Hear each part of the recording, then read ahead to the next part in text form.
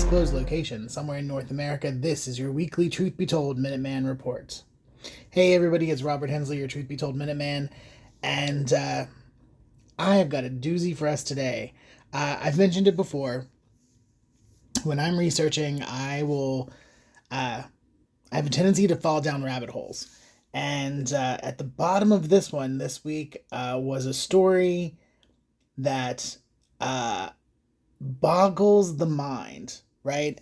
And I'm going to read you the headline because this is what stopped me, and I had to know more. Maybe it's a total clickbait. No charges after bodies of 4 babies frozen solid found stored in mother's freezer in shoeboxes covered in tinfoil. Right? Let that sink in. There will be no charges after the bodies of 4 babies that are frozen solid are found stored in the mother's freezer in shoeboxes covered in tinfoil. Okay, let's delve into this because it's wild. So apparently, in 2022, police found the bodies of 4 infants. There were 2 boys and 2 girls tucked inside of a freezer in a home in Boston. And it's taken 2 years of investigating for the DA to announce that there will be no charges filed in this case. All right. So Kevin Hayden, who is the Suffolk County District Attorney there in Massachusetts, said that police responded to a home on East Broadway in South Boston on November 17th, 2022, about a possible dead baby located in a freezer. However, when the police officers arrived, it wasn't 1 dead baby in the freezer. It was 4. All 4 were frozen solid. All 4 were found in shoeboxes that were covered in tinfoil, right, like little casseroles.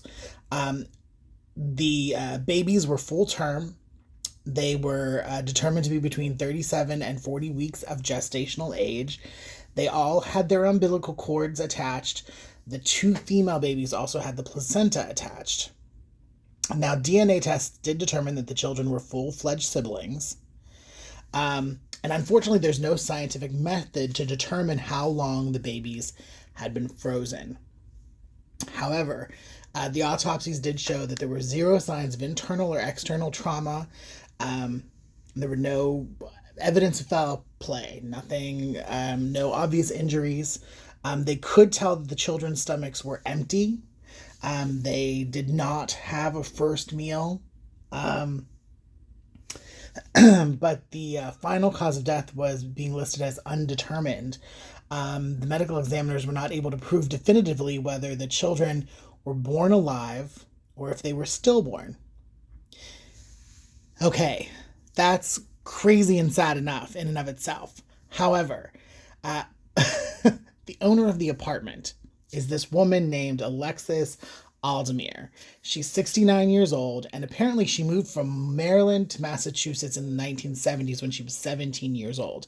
She lived in Amherst before moving to Boston in 1979. And in 1983, she purchased the apartment where ultimately the children, or her children, are found in this freezer. Aldemir did provide a DNA sample, and it was determined that she was the mother of the 4 babies. Now, people that she had worked with throughout the years, they described her as a hard worker. She rarely took vacations. People did say that she was a heavy-set woman who often wore baggy, kind of loose-fitting clothes regardless of the season. However, none of them remember her being pregnant. Keep that in mind. Now, further DNA evidence concluded that the father of the infants, same guy, right? He fathered all of them. He died sometime in 2011. They did find evidence later learning that Aldemir did give birth to a baby girl in April of 1982. And that little girl was put up for adoption. Same father. Now, basically, they found that this woman had 5 children to the same man, 1 given up for adoption, and somehow the other 4 that nobody knew she was ever pregnant with ended up dead in a freezer, right? Our little, we'll call them the casserole babies. So now, here's the thing. In order to prove that a homicide occurred, it has to be proven that the victim was alive to begin with, and there has to be a cause of death that's determined by the medical examiner. Because these babies were, they can't determine what happened, there's not really a lot to go on, and there's no father to, discuss the case. And Aldemir herself, again, she's 69 years old, she's unfit for trial. She was questioned about the babies, but she appeared confused and demonstrated a lack of understanding of where she was and who she was speaking to. And a probate lawyer said that she would never be able to stand trial in the state of Massachusetts. And so the statement from Hayden's office, from the DA, said that a prosecutor's office cannot ethically move forward with a case that, in good faith, it believes cannot be brought to trial. Here, based on the evidence obtained through investigation, including the many unanswered questions about the cause of death for the 4 babies, prosecutors have made the determination that they will not be able to bring this case to trial.